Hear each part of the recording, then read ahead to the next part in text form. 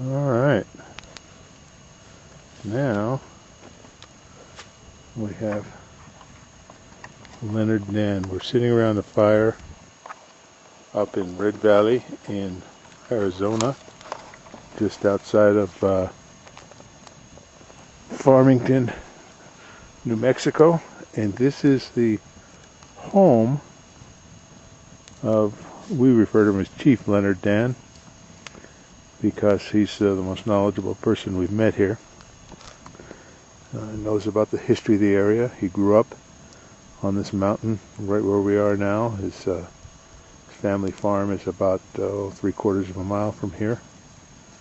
And he grew up as a child all through these mountains, these woods, knows them very well. And we've been very fortunate in that he's been willing to share some of the stories of his youth with us here, growing up here as a Native American.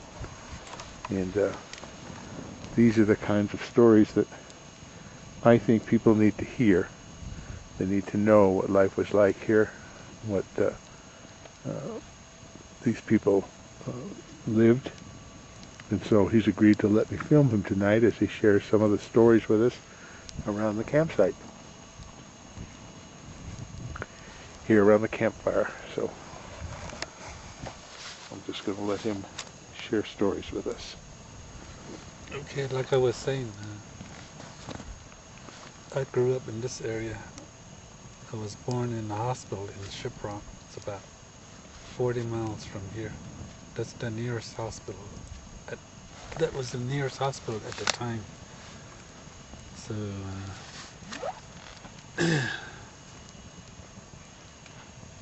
I was born just right at the end of the Depression era. And I remember my mother had to work in Farmington. That was the nearest town or big settlement there, where there was jobs. And she worked in a hospital as a cook for the patients. And so she couldn't very well take care of me because, I was small. And I guess she put me here with my grandparents when I was about like 2 years old. And so I didn't get to see my mother for about maybe six months out of the year, maybe twice a year. So it went on like that. And when she came, she bought me a lot of clothes and hat and shirts, shoes and stuff like that. And she would also buy like cloth and also coats for my grandfather and my grandmother. So that's how she took care of us. And that was the most happiest time of my life, was being here with my grandparents. I learned a lot from them. Stories that were told around the campfire, and after each supper we would all gather around my grandfather and grandmother. We would tell us a story, about the things that had happened, or the things that we should know. Or so they taught us a lot. And there's me, my cousins, there's 2 girls. I was the only boy at the time. And when I was 5 years old, in 1942, a truck came by, and they were rounding up all the Navajo kids so that they could attend school to learn the English and how to live like on the outside world. We always say the outside world. So I got put in the back of a pickup truck. I had no choice but to get in. I didn't have no clothes, and all I had was wearing was what I was wearing. So they told me, "You don't need anything. We'll give you clothes over there and shoes.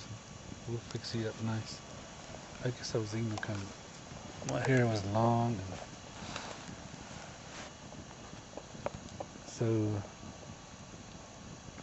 when I got in the truck, I noticed some of the kids were crying, the girls and the boys. And I really fought mine and to hold back my tears, and I didn't cry. And the journey took all day from 10 o'clock until we got there probably about 6 in the afternoon. And they took us to the dining hall and they fed us. And when we got through, they herded us. We had to march, from the smallest size on up to the larger size. So I was kind of like the fourth kid, I guess. I was, a little bigger. And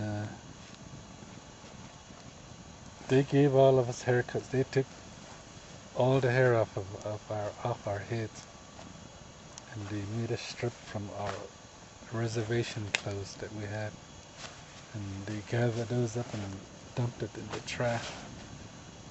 And they gave us blue coveralls, all of us. I remember that. And long johns, and we had government shoes and socks, stuff like that. And we all took a bath. Some of the kids, they didn't know. For some reason, I kind of knew what taking a bath was. Because my mom, when she came, she would say, you need a bath. So I learned a lot. Or they kind of knew, how things work, when I went to school. And we got assigned to the beds, where we would sleep. And some of the kids, the bed was too soft for them. So what they did was they just took their blanket off and crawled under the bed on the floor. And that's how they slept. They weren't used to sleeping on soft, real nice soft bed. So they all slept on the floor. And we were punished for doing that. And we learned how to brush our teeth and keep our hands clean, wash all the time. And they would march us like soldiers to the dining hall. And we had to keep a straight line. If you kind of stepped out of the way, you would get a spanking with a belt.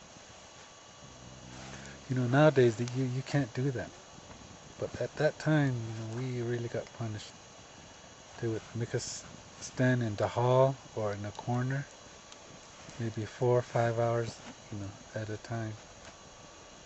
And that's how we were punished. And if we didn't behave or we didn't mind we used to call them house parents, when they used to watch us, these workers. If we didn't mind them, that's how we were punished. We were made to stand in the corner or to kneel down on the hard floor with our knees. And if we fall over or change our positions, they tell us, come back the next day. You're gonna still keep on doing it till you learn how to stand on your knees, or to stand with your arms out like this in the hallway. And if you drop it, the next day you have to do it again. That's how the type of rules that we went through, at a young age. So it was devastating. Some of the kids, they cried and cried, and we stayed up there the whole 9 months. There was no such thing as a vacation or to go up there to visit us. So we just had to suffer, I guess you'd say. That's how we went to school, some of us, those that are my age. So, Leonard, what would happen if you spoke your own language in those schools? Oh, they would give us a small bar of soap, and they tell us to eat it. And, you know, we would take a little bite of it and then we'd try to chew it and swallow it. And some of the kids just couldn't take it. And me, I was kind of, without chewing it, I just swallowed the whole thing, What can happen? The worst thing is, I guess they can kill me if that happens. So that's how I thought of school at that time. So school was not a pleasant experience. At the time, no, it wasn't a good experience. But through the years, probably about 1950, things began to change a little bit. They were more. They told them not to really punish the kids like they used to way before. So, and then nowadays, in the 50s, that totally changed. And the little kids, they were treated real nice with respect and all that, and because they told them the government was the one that set up the rules for Bureau of Indian Affairs. So they went by whatever they told them, so we could very well sue the house parents at the time. So Now, did they ever mix children from different tribes in these schools? yes, we had different tribes like the Navajos, the Utes, and the Pueblos, and some of the Plains Indians, like the Cheyennes and the Kiowas, and they bussed them all the way up to here to Colorado, and we all went to school together. So I know by your earlier story that the Utes were your enemies. Yes, there was a lot of fights between the tribes at the time in the schools. The Navajos would fight the Utes, or the Plains Indians and the Pueblos. So I kept getting punished, for the things that I never really done. I did, I was a good kid, I guess. I know I was, And so one time they punished me for not making my bed. I guess some kid went and sat on my bed and left the wrinkles on it. And so me and several other little boys, we were small. And the grades there went from they used to call it beginners. I guess now they call it kindergarten. Yes.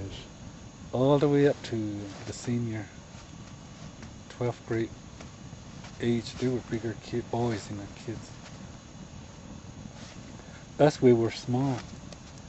So the punishment we got for our wrinkle bed was to run what they used to call belt line. Each kid would take their belt off, and even the seniors and us little kids, we would run between the two lines, and each one took a strap at us with their belt. This was another form of punishment that they put on us. And so some of these people in this belt line were your natural enemies. Yeah. So they didn't take it easy on you, did they? No, and the bigger kids, they spanked us harder than the ones our age, So, and then another one type of punishment that we endured was we would stand like this with our hands on our knees like that. And each kid, starting from the small all the way up to the senior, they would kick us in the pants. Ugh. And some of the kids were injured, because they broke their tailbone, and they tried to report that, but they didn't do nothing about it. So that's another form of punishment, you know, that we all went through in boarding schools. And yet, when you got through all that, you graduated. From the same place. Well, things began to change when I got into like the 8th grade. Things were a lot better. We got better treatment, And you went ahead and went to college, didn't you? yes, after I got through high school, I went to Westminster College in Salt Lake City, and then University of Utah. And to me, when I was up there, it seemed to be easier than in high school or the grade school that I went through. You know, it was hard to learn the English language, and because I had my Navajo way of, you know, the culture. I was traditional, so Now, that brings up another good point I'd like you to explain a little bit. Where did the term Navajo come from? the term Navajo came from the Spaniards, meaning knife, or I guess when they first came and saw the Navajos, they all carried knives, you know, stone knife made out of chert, Yes. and they were long. I guess that was their only weapon, and then they noticed it on their arrow, bow and arrow. So that's what it means, I guess. You know, knife And people. what is your traditional name for your people? The name? Yes. We call ourselves Dene, meaning the people. Dene means 5 fingers. Even this Bigfoot, I think there's a name for it, but I haven't really heard. It's got 5 fingers too, so it's a type of human form, I guess you'd say, because they use their fingers and hands and to do stuff. So how long have you been looking for this creature? Probably about 5 years. Yeah. I first Now heard how- about it, you know, that they were here in our area. But I noticed that a lot of the calls and the whoops that they do, I used to hear those when I was a little boy on this farm down here with my grandpa. I'd ask my grandfather, I said, what are those? What's that noise? He used to say, oh, it's just coyotes, you know, they're playing around or mating, stuff like that. But when I got with Tom Biscardi and his crew, I noticed that they had some a tape and DVDs that they had. I heard those calls, and it brought me back to here. You know, I said, oh, I used to hear those even way back. So then I asked some of the elders, you know, what is Bigfoot? They said, oh, those things have been around for centuries, you know, here in our areas. You know. I guess they say one time that this family, they were starving. This was back in the 1800s, I guess. And they had no food, and there was hardly no game that year. And what happened was they were gathering nuts, pinon nuts in this area. Well, southeast of here, they call it Sanasti. That's a kind of a hot area too. And this woman left her little baby in a cradle board against a tree then. And I guess something got that baby and took it. And they looked everywhere for it. They even had these trackers come in and, you know, look for it. But what they said was a bear took that baby in the cradle board and everything. And then this was my grandfather told me this story. He said it was something that being a big being that took that baby. And what they did was raise that little girl. And one day this guy was riding his horse in the mountain looking for his horses, I guess. He came upon this little girl. He was sitting underneath one of these juniper trees. She was all naked and then long hair and stringy hair. She was about 10 years old by then. From the infant on all the way to 10 years old, that's how long she was missing. And this Navajo guy on horseback tried to talk to her. Hi, how are you? You know, are you lost? What's your name? Then that little girl, you know, she didn't talk Navajo or anything. She just like that, you know, in their own little language.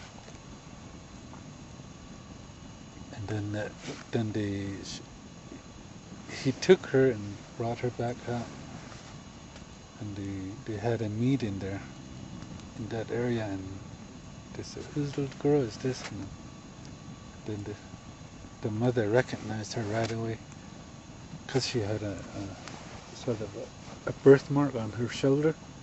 That's how she knew that was her missing baby. And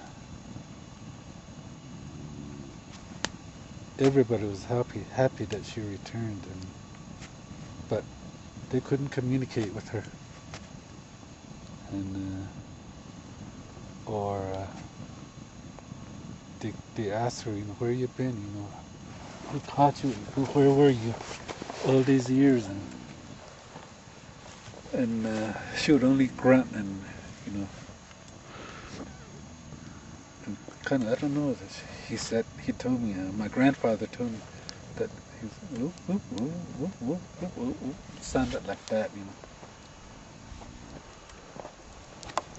So they put her in school, try to reteach her the language, you know, of a Navajo.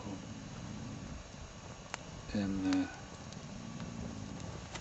when she became a teenager, I was already out of high school.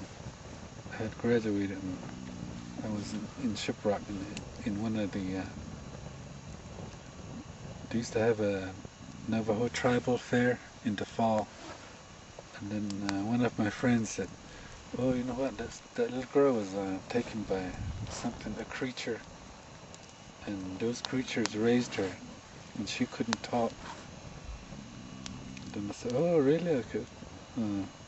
I looked at her, and I was, you know, staring at her, and she turned around and looked at me, and I just kind of smiled, you know. So she was a nice-looking young lady by then. She was sort of pretty, but you could tell that there was a wildness about her, something that, you know, didn't look right. And then my friend said, "Yeah, she was abducted by some wild animals, and those animals raised her." So, oh, that's the one my grandfather was telling me about. So, could that be, you know, I'm thinking back, could that be the one, what we're trying to look for here? It could be. It could be, yes. I don't know. Yeah, because the way she was doing these calls, you know, way at night, you know, her mother would hear her whooping, and she would go outside and, you know, whoop like the Bigfoots do. Wow, that's an amazing story. So thinking this is the first time I'm telling it, you know, it's all coming back to me, you know, slowly. I remember my grandfather here. And so that's why I'm sharing it. What I know about the history around here too. So that later years, people can say, oh, this is what happened on the Navajo reservation. Well, I think it's important that the history be shared. Oh yeah, I Because like so to many share, people don't know. They share just my don't know. culture, and I know a lot of, because when I went to college, and a lot of people, my professors and my friends in school, they all asked me,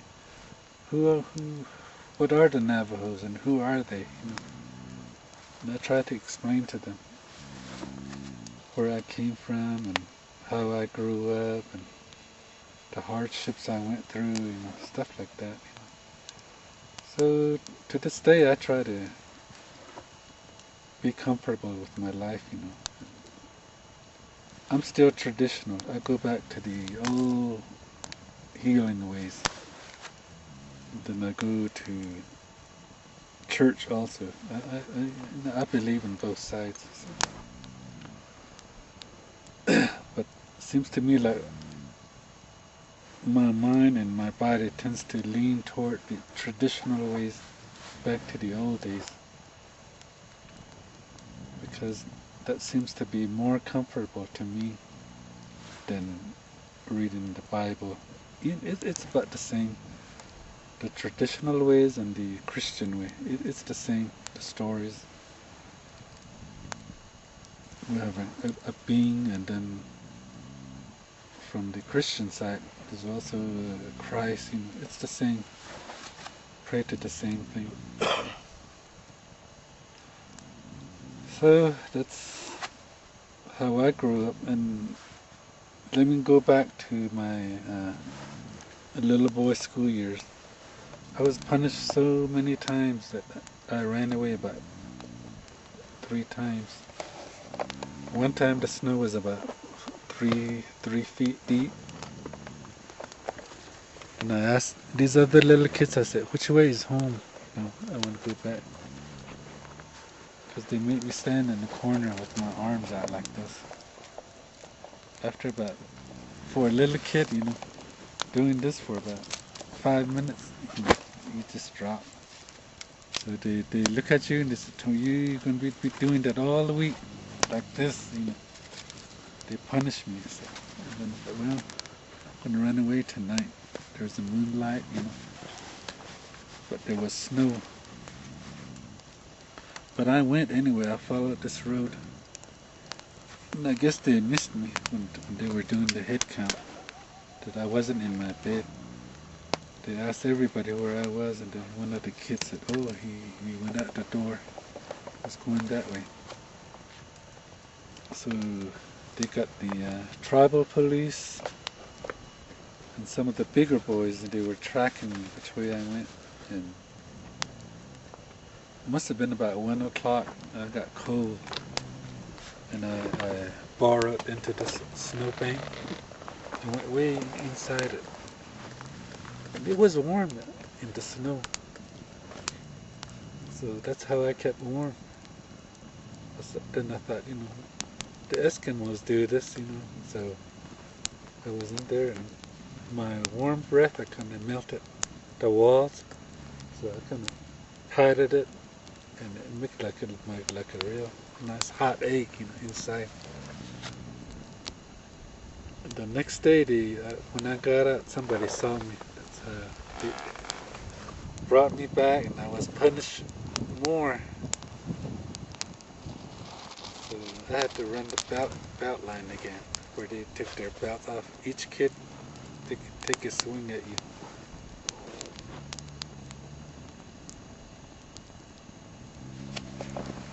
That's how I grew up. And like I said, the best years of my life was right here. All these beautiful mountains, and I still remember some of these trees that were still here, but only they were smaller. Especially these junipers. They're hard. And some of the roads and the springs are still there. The rocks where I used to climb around in and play on, they're still here. They never change. So we had sheep. I had pet lambs and pet goats. You know, those were the fun times of my growing up years. But you know, even it takes me back to there. But right now, you know, this is fun to me doing this, helping Bigfoot research team to find Bigfoot here. And if we do find it, I would like to be one of the person that will say, oh yeah, he helped find and he helped track it. You know.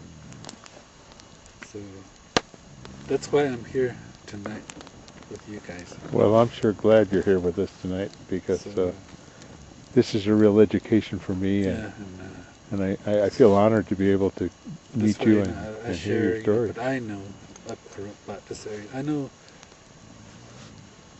you guys are curious about this area, the land, you know, and the people, and so I share it with you guys. So I hope your family will enjoy what I'm saying. I'm sure they will. I can't wait to show this to my grandkids and let them see. They'll enjoy it, yeah.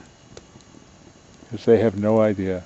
No idea. So all they know is modern, you know? Right. I worked hard at my job, and it brought me so far, thus far. And a lot of people my age, you know, they hardly get around. They're sick, and